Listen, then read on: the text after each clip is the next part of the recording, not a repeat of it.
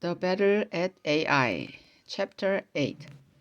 Israel destroys the town of Ai. The Lord told Joshua, "Don't be afraid and don't be discouraged by what happened at the town of Ai. Take the army and attack again. But first, make part of the army set up an ambush on the other side of the town. I will tell you, defeat the king of Ai and his army, and you will capture the town and the land around it. Destroy Ai and kill its king as you did at Jericho. But you may keep the livestock and everything else you want." Joshua quickly got the army ready to attack Ai. He chose 30,000 of his best soldiers and gave them these orders. "Tonight, while it is dark, march to Ai and take up a position behind the town. Get as close to the town as you can without being seen, but be ready to attack. The rest of the army will come with me and attack near the gate. When the people of Ai come out to fight, we'll run away and let them chase us. They will think we are running from them just like the first time, but when we will let them chase us far enough away, you come out of hiding. The Lord our God will help you capture the town. Then set it on fire, as the Lord has told us to do. Those are your orders. Now go." The 30,000 soldiers went to a place on the west side of Ai, between Ai and Bethel, where they could hide and wait to attack. That night, Joshua stayed in camp with the rest of the army. Early the next morning, he got his troops ready to move out, and he and the other leaders of Israel led them to Ai.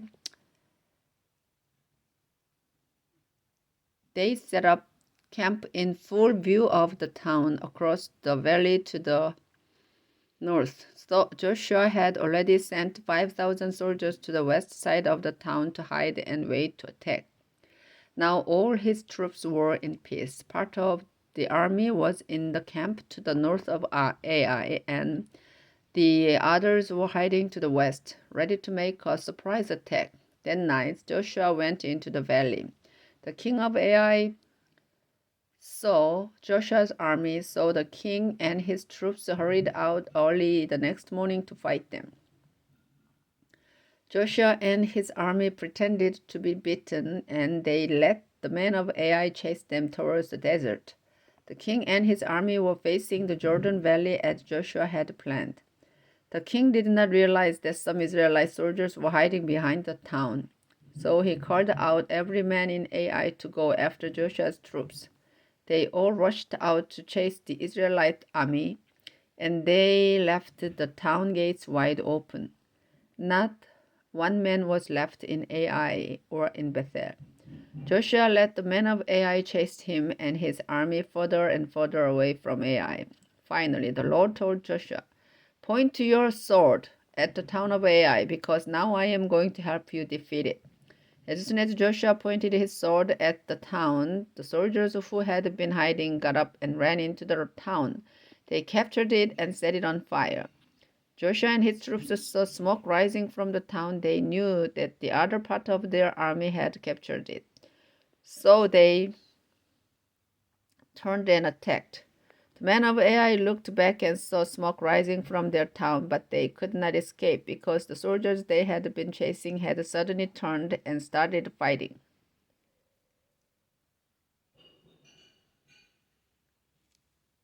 Meanwhile, the other Israelite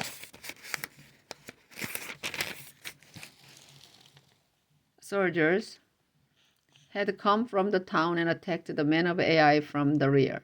The Israelites captured the king of Ai and brought him to Joshua.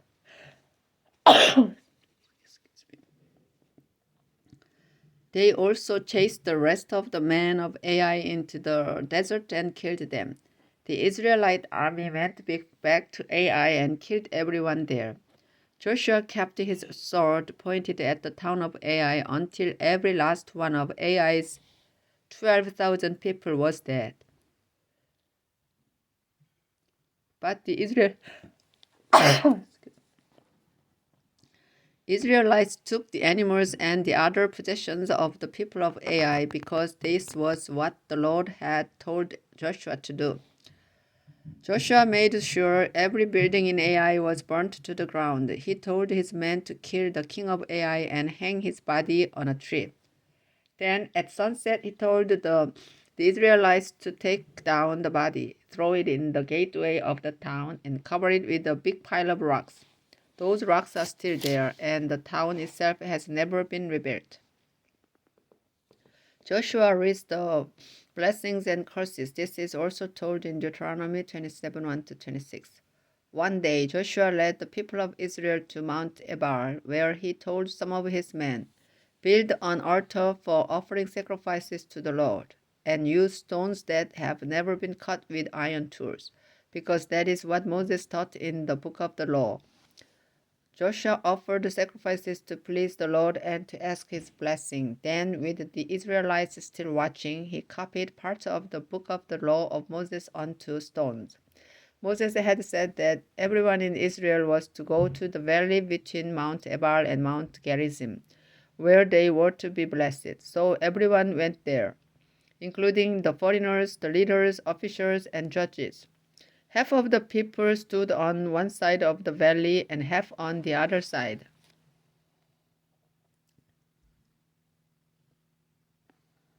With the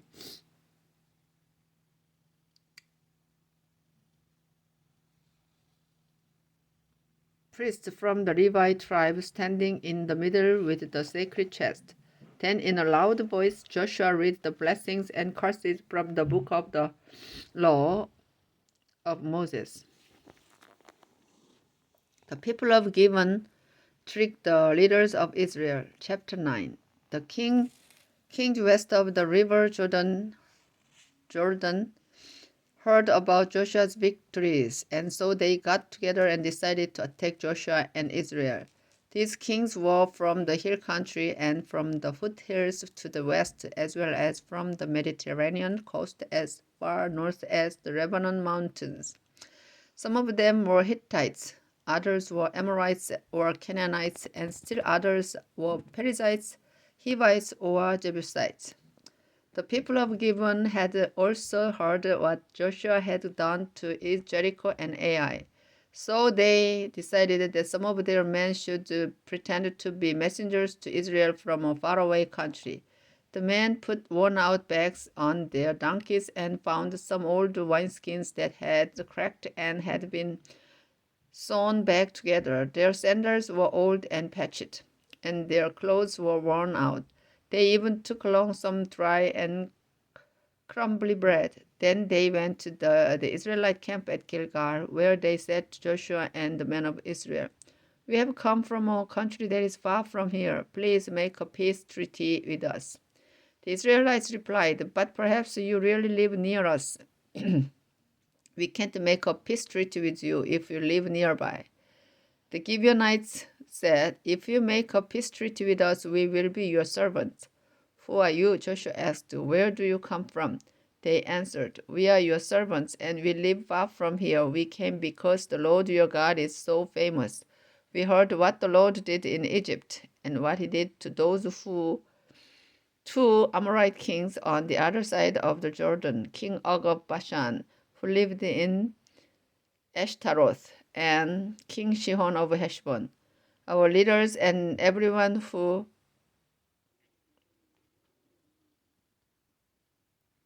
lives in our country told us to meet with you and tell you that all of us are your servants. They said to ask you to make a peace treaty with our people. They told us to be sure and take along enough food for our journey. See this dry, crumbly bread of ours. It was hot out of the oven when we packed the food on the day we left our homes. These cracked wineskins were new when we filled them, and our clothes and sandals are worn out because we have traveled so far. The Israelites tried some of the food, but they did not ask the Lord if he wanted them to make a treaty. So Joshua made a peace treaty with the messengers and promised that Israel would not kill their people. Israel's leaders swore that Israel would keep this promise. A couple of days later, the Israelites found out that these people actually lived in the nearby towns of Gibeon, Chephirah, Beeroth, and Kiriath Jearim. So the Israelites left the place where they had camped and arrived at the 4 towns 2 days later.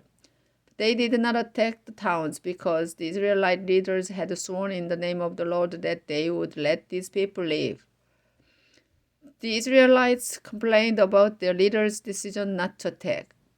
But the leaders reminded them, "We promised these people in the name of the Lord God of Israel that we would let them live, so we must not harm them. If we break our promise, God will punish us. We'll let them live, but we'll make them cut wood and carry water for our people." Joshua told some of his soldiers, "I want to meet with the Gibeonite leaders. Bring them here." When the Gibeonites came, Joshua said, "You live close to us. Why did you lie by claiming you lived far away? Now you are under a curse, and your people will have to send workers to cut wood and carry water for the place of worship." The Gibeonites answered, "The Lord your God told his servant Moses that you were to kill everyone who lives here and take their land for yourselves.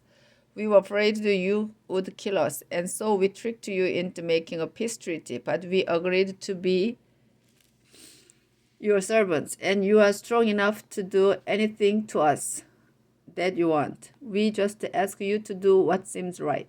Joshua did not let the Israelites kill the Gibeonites, but he did tell the Gibeonites that they would have to be servants of the nation of Israel.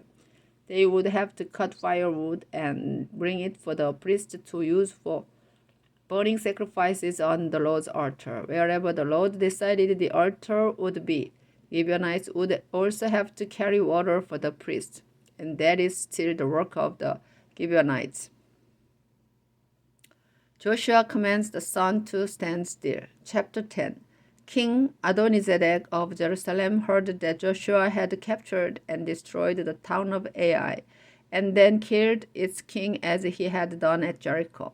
He also learned that the Gibeonites had signed a peace treaty with Israel. This frightened Adonizedek and his people. They knew that Gibeon was a large town, as big as the towns that had kings, and even bigger than the town of Ai had been. And all the men of Gibeon were warriors. So Adonizedek sent messages to the kings of 4 other towns, King Hoham of Hebron, King Piram of Jarmuth, King Japhia of Lachish, and King Debir of Eglon. The messages said the Gibeonites had signed a peace treaty with Joshua and the Israelites. "Come and help me attack Gibeon." When these 5 Amorite kings called their armies together and attacked Gibeon, the Gibeonites sent a message to the Israelites' camp at Gilgal. "Joshua, please come and rescue us. The Amorite kings from the hill country have joined together and are attacking us. We are your servants, so don't let us down. Please hurry." Joshua and his army, including his best warriors, left Gilgal. Joshua, the Lord said, "Don't be afraid of Amorites. They will run away when you attack, and I will help you defeat them." Joshua marched all night from Gilgal to Gibeon and made a surprise attack on the Amorite camp. The Lord made the enemy panic, and the Israelites started killing them right and left. They chased the Amorite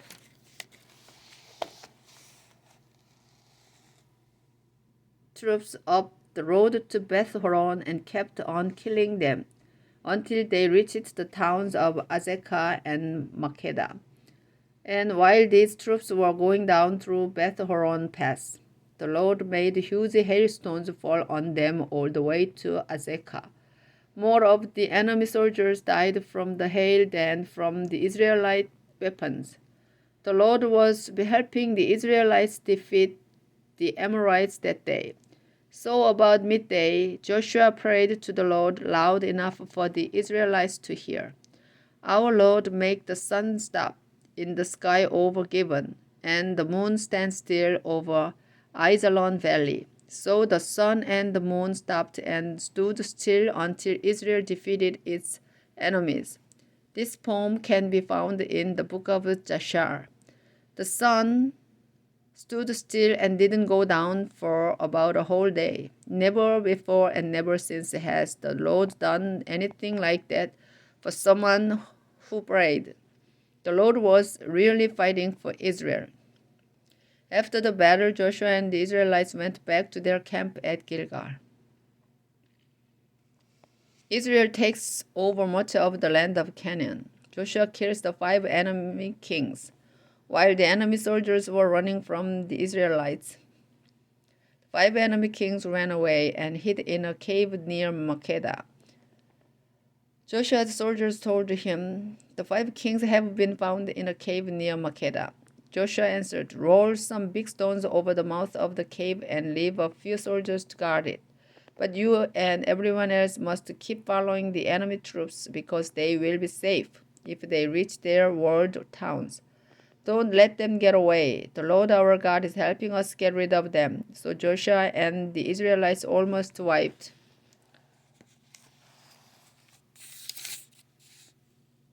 out the enemy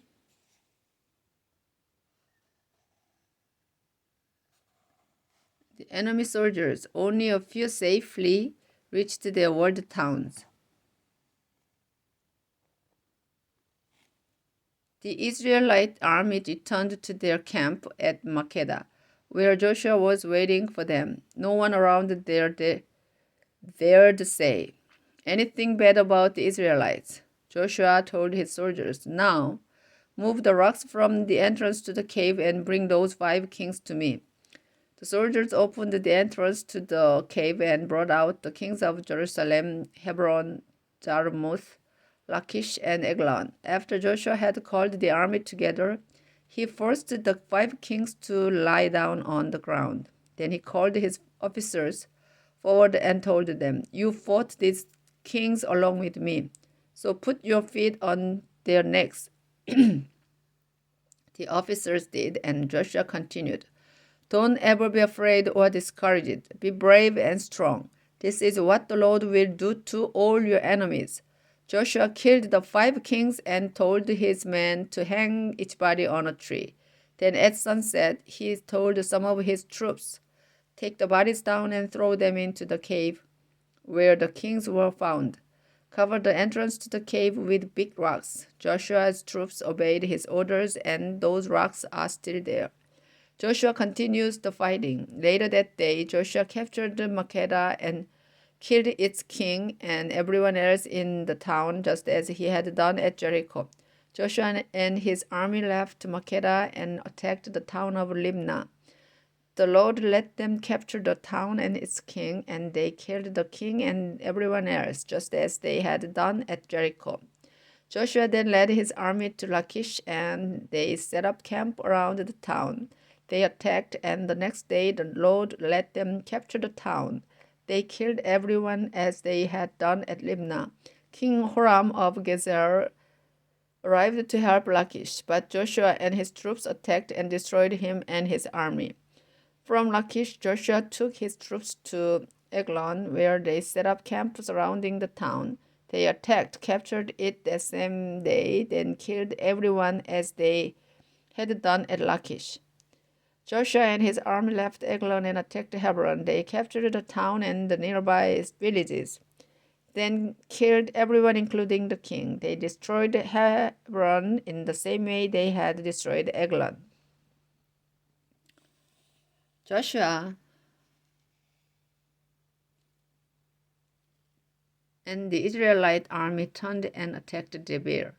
They captured the town and its nearby villages. Then they destroyed Debir and killed its king, together with everyone else, just as they had done with Hebron and Libnah.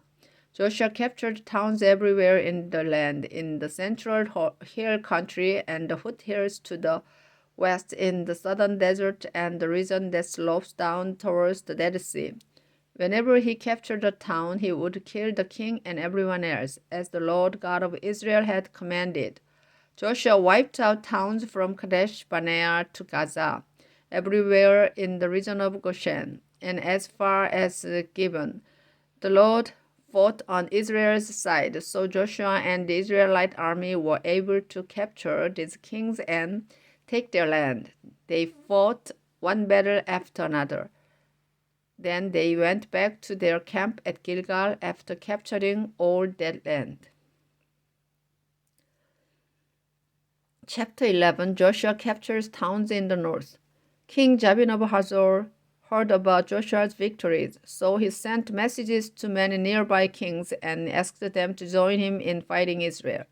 He sent these messages to King Jobab of Madon, the kings of Shimlon and Akshap, the kings in the northern hill country and in the valley of the river Jordan, south of Lake Galilee, and the kings in the Hut hills and in Naphtali Dor to the west.